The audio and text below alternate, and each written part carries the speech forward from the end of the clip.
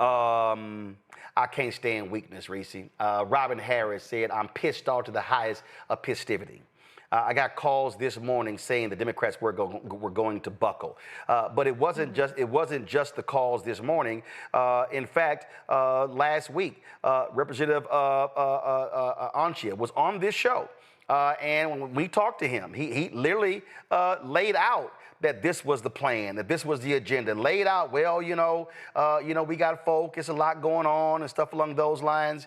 And when he was talking, I was sitting there going, I said, okay, here they go expressing his weakness, here they go. And I'm telling you, they think it's just gonna be business as usual, and it's not. I mean, I'm gonna do this here. I'm gonna play for you exactly, go ahead and roll. This is what he said on this show Friday. And we have jobs and families back home. We set some pretty clear goals when we started this quorum break. The first one was that we were going to try, and it was going to be very hard because of the frenetic Trump media cycle, to capture the American imagination on redistricting. We wanted people to be talking about redistricting in barbershops, on street corners, and on shows just like this, just like you're doing, to try to raise consciousness. I think we've done that.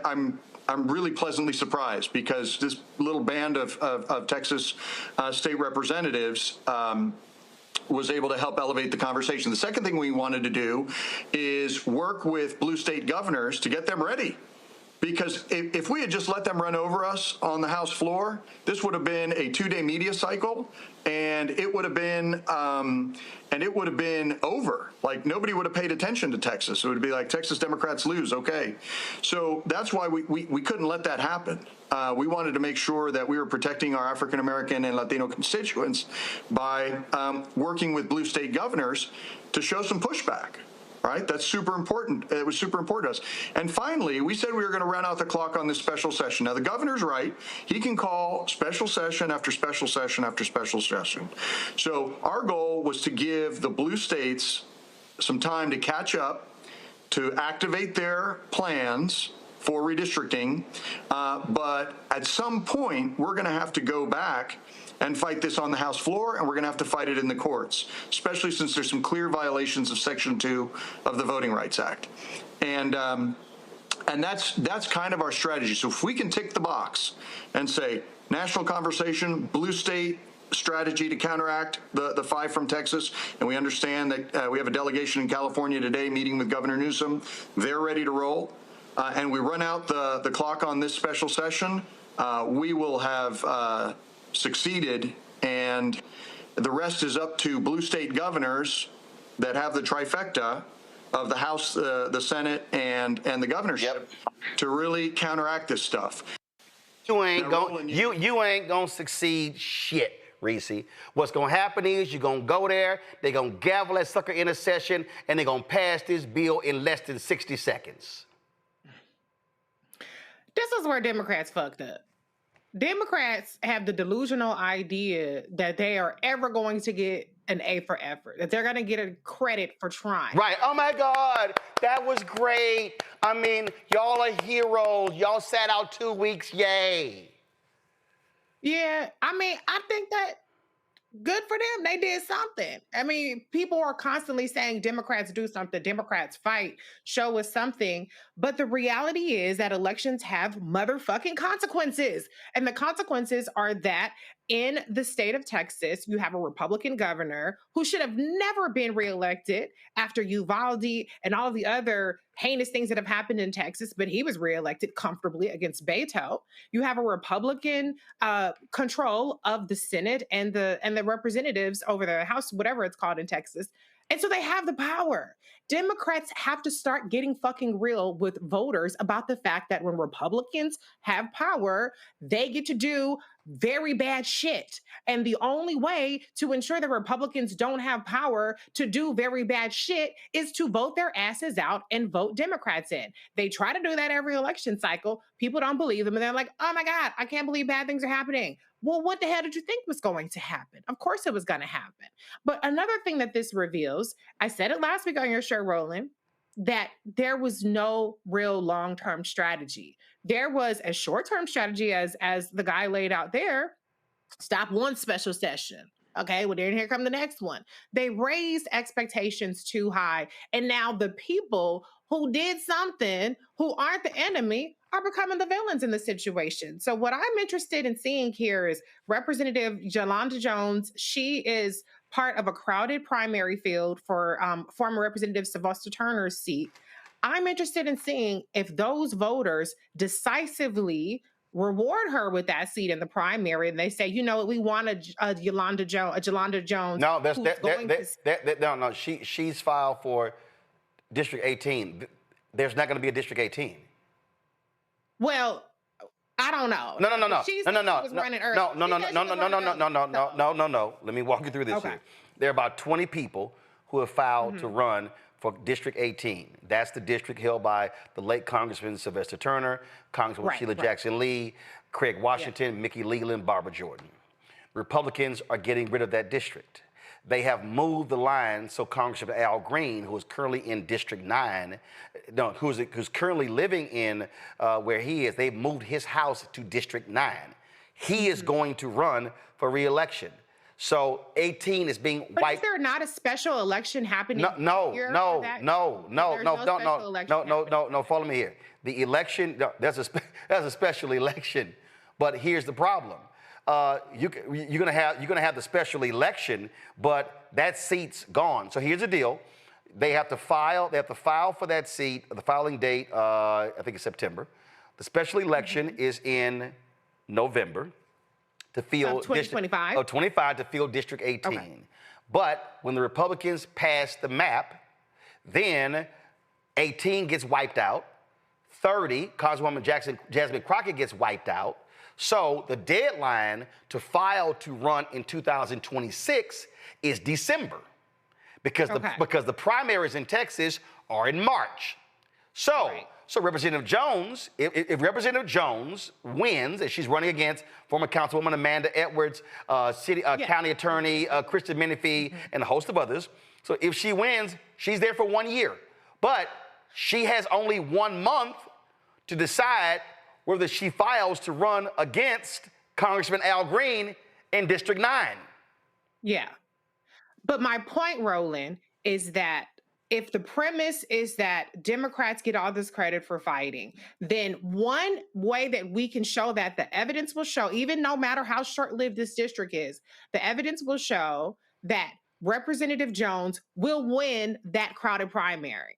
And that's what I'm saying. That's one of the ways that we can put our mouth where our vote is, and where Texas Democrats who are outraged about Texas Democrats being so weak, that's one way they can say, hey, when you step up to the plate and you stand firm, then we're going to make sure that you are the person that represents us. I'm interested to see if that happens. I think she deserves it regardless, but I'm interested to see, because there's always so much talk about how much, we want Democrats to fight. And very often, those same Democrats are not rewarded. Well, here's the whole deal. I mean, and listen, she's a former city council member. She's a former school district member of the school district. She's now in the state house. And so if you look at fundraising, endorsements of polling, she's leading that. Again, that's fine. But what I'm saying is, she's gonna have a month. She's gonna have a month to say, Yeah, no, I get it. and a month is gonna be, do I run again? So her running is really immaterial to this battle, because if this battle wasn't happening, frankly, based upon any number of factors, it's a good bet that if you had to bet who's going to be in a runoff, it's going to be her. But this is the thing that jumps out for me, Greg. And see, this is why I was going so hard with the Black Caucus. If the Black Caucus, as a caucus, said, we ain't going back, all of us are going to stand here, and if y'all going to do this, you're going to do it without us. That then would have caused them to say, are we going to buck the entire Black Caucus? But see, here's the problem, Greg. The problem is you got some weak Negroes in the Black Caucus.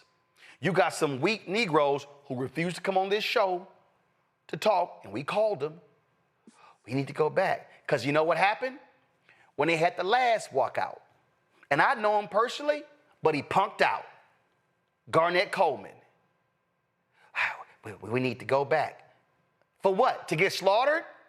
He participated in the breaking of the quorum. Ron Wilson, his sorry ass.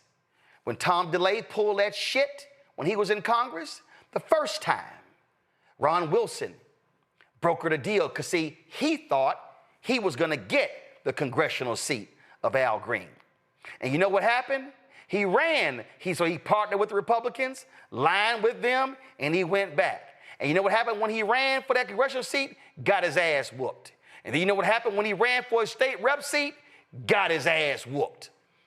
So my point is, if you are the Texas Legislative Black Caucus, you all stand firm and say, if y'all gonna break the quorum, then y'all gonna do it without any of us. Yeah, it'll be a Pyrrhic victory. It'll be symbolic. The Democrats will lose. And we'll take the next step toward the inevitable, which is the fracturing of the American state. This battle's already been lost. This battle was lost at the ballot box. Some people may accuse you or me or Reese or anyone else speaking on the specific subject I'm about to say as shaming voters. I wouldn't call it shaming voters. I would say forcing human beings to look in the mirror and say that you put the knife in your own throat by not registering, by not checking your registration, and by not voting. This battle has already been won by the white supremacists, but the war has not been won by the white supremacists. Sure, the the Texas Black Caucus should not go back. I agree with Representative Jones. And I also understand Representative Reynolds in the sense of saying that in some ways this battle will now shift to the courts. Now, as you walk them through in Louisiana and Alabama, the goal should be to get to December. Certainly late fall, early maybe winter, to try to stop this by saying that these maps can't be changed. But let's just say that they fail, and it looks like they're going to fail. If that's the case, they're going to go to court anyway. Now, will they lose in court? Probably. But here's where we're going ultimately. California, Governor Newsom now saying, well, an early November vote to do something about redistricting, maybe Pritzker in Illinois, maybe we see something in New York where their rules are a little different. Certainly Ohio, where there's triggered a statewide redistricting commission, if they can't reach a 60% threshold in the legislature, which they should be able to do. The white nationalists in Florida, the white nationalists in Missouri, where they would carve up Emanuel Cleaver's seat, the white nationalists in Indiana, probably could claw a few more white nationalist seats in the federal legislature. But ultimately, it's going to come down to this.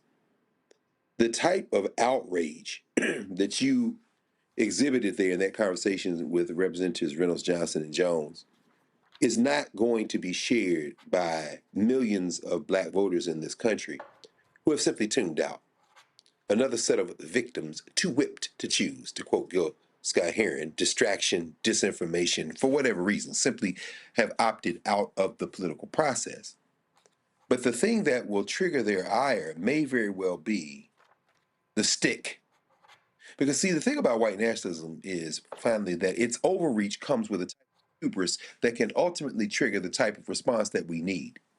This won't change until black athletes decide to stop going to Texas and Texas A&M. This won't stop until black stop spending money. But see, they won't feel that until a supermajority in Texas, a majority of the federal legislature, like what we're seeing in D.C., starts harassing black people in the streets.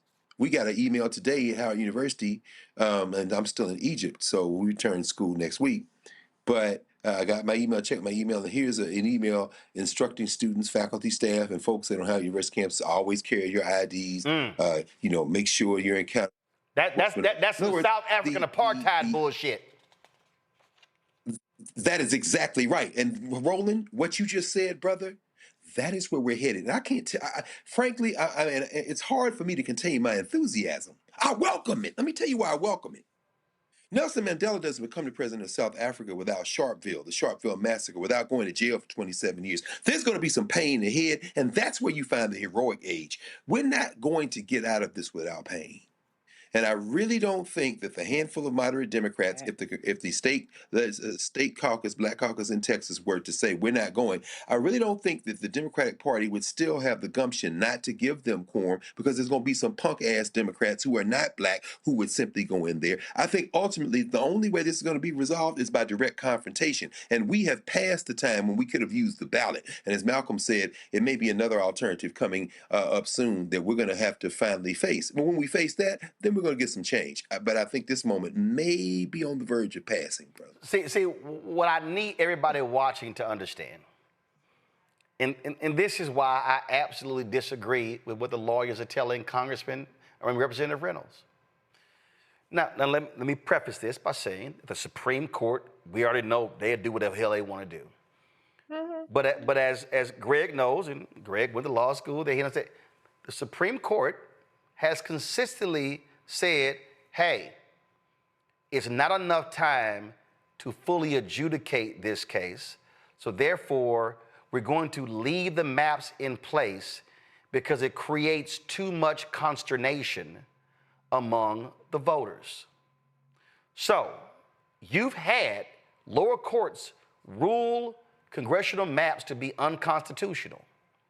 But because the Supreme Court says it's not enough time to adjudicate, rule on the maps, and then for the legislature to go back and redraw the maps, they've often said they remain in place. So, Reese, the reason why folk like me were saying, no, your whole strategy should be hold out until December, because there's a filing deadline in December for the March primary. See, they keep saying, oh, they can move the primary. True. But here is the problem.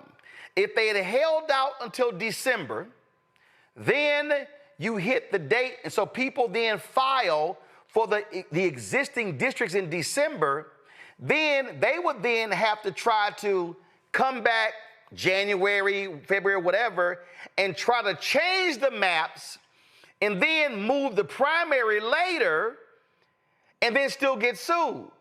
We know, for example, that in Louisiana, they actually passed the maps early in the year. There was enough time before the August primary. Supreme Court said, nope, got to freeze them in place. So I don't understand why they are falling for this. Well, no, they let them pass it now so we can file. They literally are helping. The Republicans like, yo, we changed the maps in August. It's more than enough time for people to file, to run in the new maps. And then, sure, y'all sue, and it's going to be 4 years before it's fully adjudicated. I hear you, Roland. I hear you. Perhaps if they had held out, that would have been the case. But we are talking about people who are getting paid $7,200 a year. Probably their pay is suspended. Being a legislator is a part-time thing. These are people who are away from their families, away from their livelihoods. Now, that's what they signed up for when they left, and they set the expectation that they were going to be stopping the maps. And that's the problem right there. You set the expectation. You go to New York State, you have a news conference with Hochul, and you're in Illinois, and you're going to California, and you're like, we going to fight this, we ain't letting them pass it, and your ass give up in 2 weeks? I know, Chad. That was bad PR on their part. That was a bad. And Reese, guess what? They literally, and I already got the tea. They literally are like, oh no, we've won the messaging war. No, we've won the messaging war. We've rallied the Democrats in other places. No, they literally have been in their meetings saying, we're going to be welcome like heroes.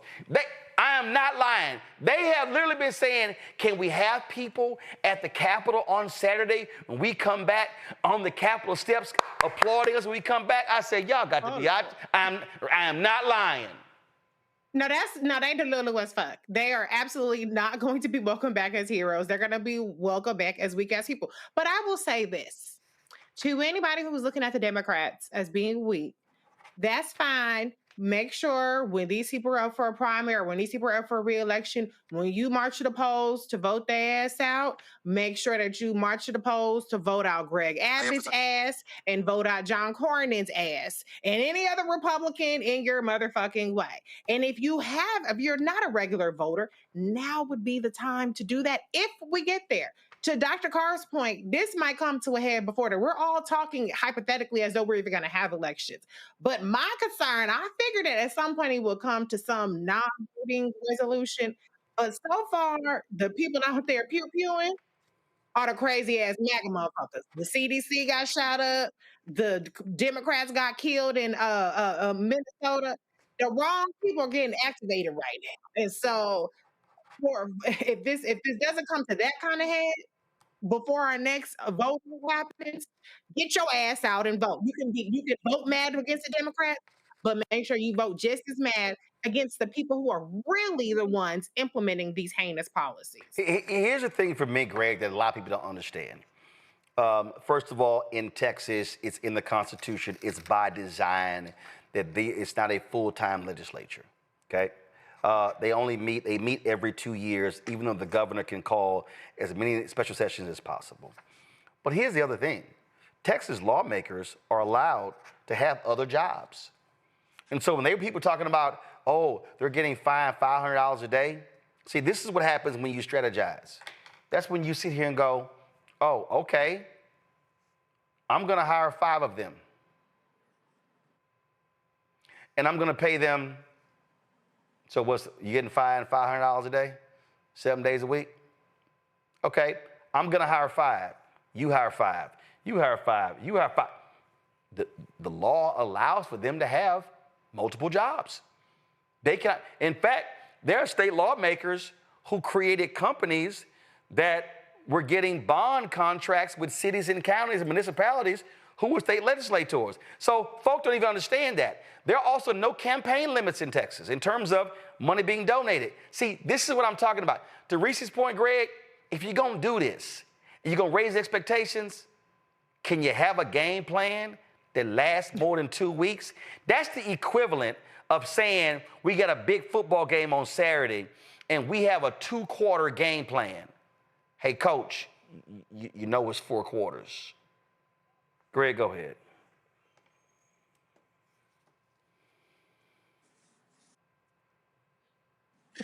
It's true. And this is really where, Roland, you've identified the real, and that is we don't have a firm grasp of long range thinking that then gets back mapped into bite sized, step by step strategy.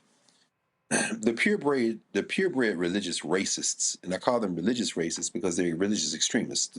Russell Vogt, Kevin Roberts, and so many others associated with Quarterbacks of Project 2025, which people look at as a political document, and it is, but it's been driven by a white nationalist, cultural, theocratic foundation. What we're seeing in Texas is anti-Black racism being the jet fuel for this type of political strategy. Now, of course, a lot has been made of the fact that this proposed redistricting would create some Latino plurality districts. Yeah, 5. Greg Abbott says 5 Republican-leaning Latino districts. Right. But the problem is that now these white nationalists have moved to cracking and packing Latinos. And they are relying on anti-Black racism to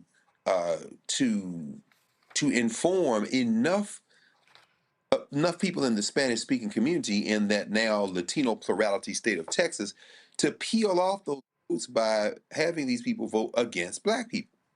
Now, then what should our response be? Well, if we had a long-range view, we would understand a couple of things. Number one, white nationalism is permanent in this country. It is foundational to the country. And number two, you can't appeal to white nationalists to attempt to beat white nationalism by appealing to white nationalists. Right.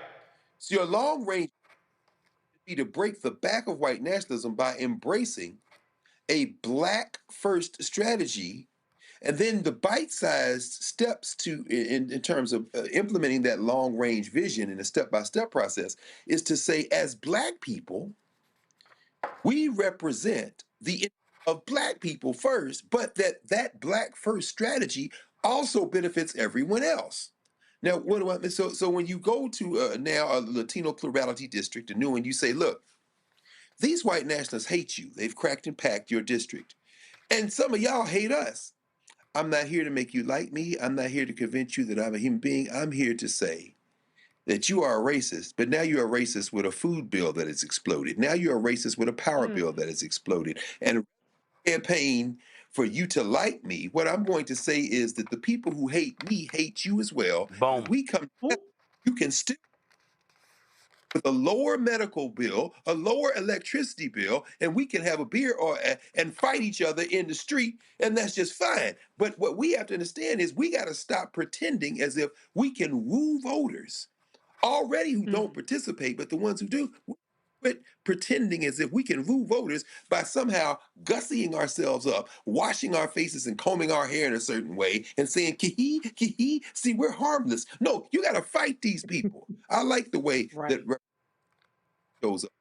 And I'm saying that's a winning strategy, even with white nationalists who will say, I hate you, but I'm still going to vote for you because I can hate you in a house where my heating bill and my cooling bill isn't exploding. That's how you implement a long range strategy in a short range fashion. But in order to do that, we've got to look long range. And long range is this a white nationalist country, and it's always going to be one. So to close this out, and Reese made this point, congressional districts are gerrymandered. State rep districts are gerrymandered. State Senate districts are gerrymandered. But you can't gerrymander in the presidential race, or the United States Senate, or the governor, or the Attorney General, or the Secretary of State, or the Land Commissioner, or seats on the Texas Supreme Court. Those are all statewide seats. And so I have been saying this to Greg's point about Black first. Y'all, and can't nobody say I ain't been saying this, but I've been real clear why you must give your money to Black Voters Matter. Give the money to Black groups that are mobilizing Black people on the ground. How many times have y'all heard me say that if we vote at 70% of our capacity, if we vote at 70% of our capacity against these white nationalists in Texas, and let's be real clear, y'all, George W. Bush beat Governor Ann Richards. Then when he ran a second time, he ran against what they call a unity ballot. You had a rich Latino banker running for governor. You had a Black man who was mayor of Dallas and Ron Kirk running for United States Senate. And then you had a white man in John Sharp who was running, I think it was for lieutenant governor.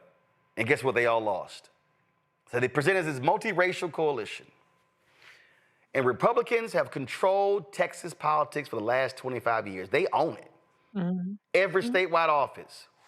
And the reason they keep winning, there are multiple reasons. But one of the reasons is that the 254 counties in Texas, Democrats only have 81 county offices. That's one. But the second reason is because malaise. People have just been so upset. Well, you know, we can't do anything. When Beto lost against Greg Abbott, 75% of young people under the age of 30 did not vote.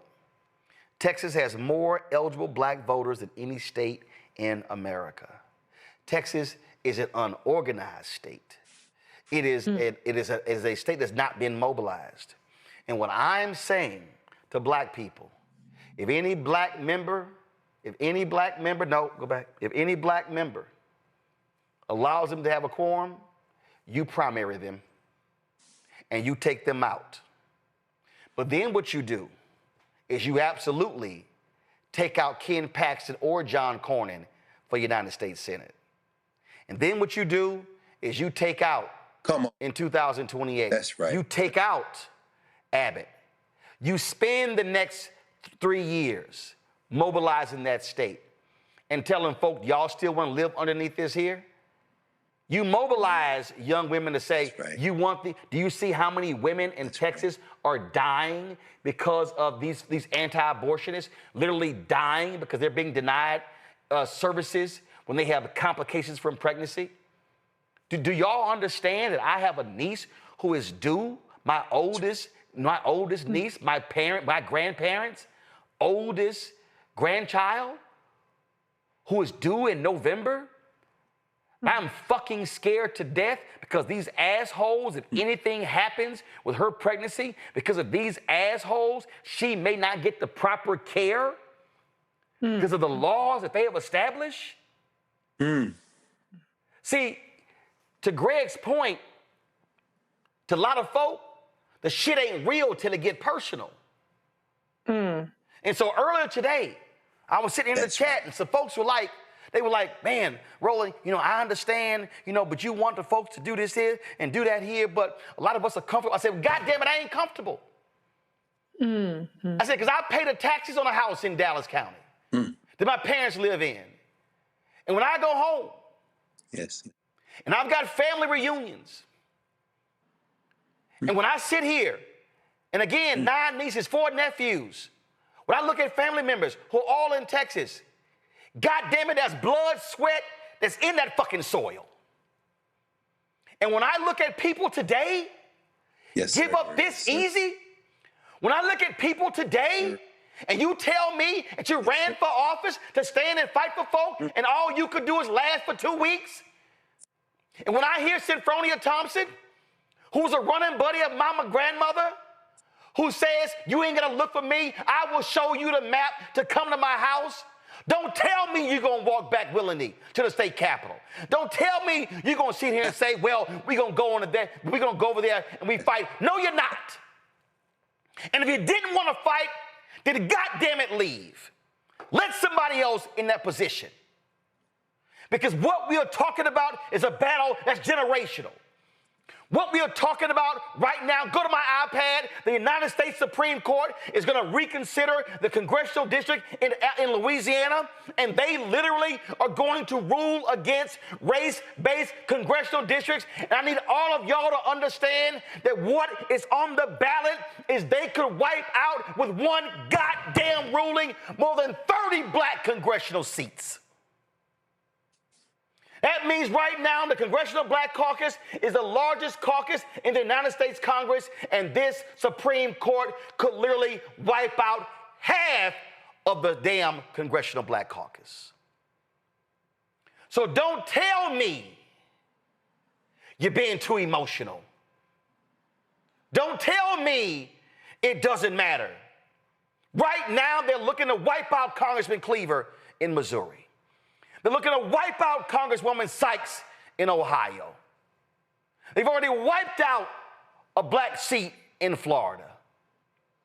I've told y'all repeatedly that they want to defund black America. They want to take everything economically, everything politically, academics, business. They want Jim Crow 2.0 to return. And what you had better understand is read a goddamn history book. Because this is exactly what happened after the 1875 decision. This is exactly what happened after Plessy versus Ferguson, when they wiped out black representation in Congress. Go read the speech of that last black Republican who was from North Carolina. The reason the Congressional Black Caucus Phoenix Awards is called that because he said to them, you may wipe us out now, but we're going to rise like a phoenix. Every single one of y'all watching, y'all want to understand why I'm trying to tell y'all, stop sitting here debating this bullshit, LeBron and MJ, and we talk about dance and everything. These white nationalists literally are trying to wipe out every black advancement that we have seen, not since the Civil Rights Movement, but since Reconstruction. This is not a drill. This is reality. You had better understand, I'm not going to be silent while it happens. And if you are black, if you're unwilling to fight, If you ain't got the spirit of Shirley Chisholm, of being unbought and unbossed, well, get your ass out the way and let some folks in who are ready to do battle. Hello, I'm Isaac Hayes III, founder and CEO of Fanbase. Listen to what I'm about to tell you. The window to invest in Fanbase is closing. We've raised over $10.6 million of our $17 million goal. That means there's room for less than 6,370 people to invest in Fanbase for the average amount. The minimum to invest in Fanbase right now is $399. That makes you an owner in Fanbase today. Go to startengine.com/fanbase to invest. Why? Because current social apps have taken advantage of users for far too long, with content suppression, shadow banning, harmful racist content, and no real tools for monetization and equity. Fanbase has over 1.4 million users and counting, allowing anyone to reach all their following and monetize their content from day one. Social media is the new TV, and whoever owns the apps that distribute that content have the opportunity to own potential billion-dollar companies. While big platforms with uncertain futures are failing to serve their users, Fanbase is stepping up to fill the gap. Don't wait until it's too late. Invest now, invest for yourself and your future. Go to startengine.com/fanbase and own the next generation of social media.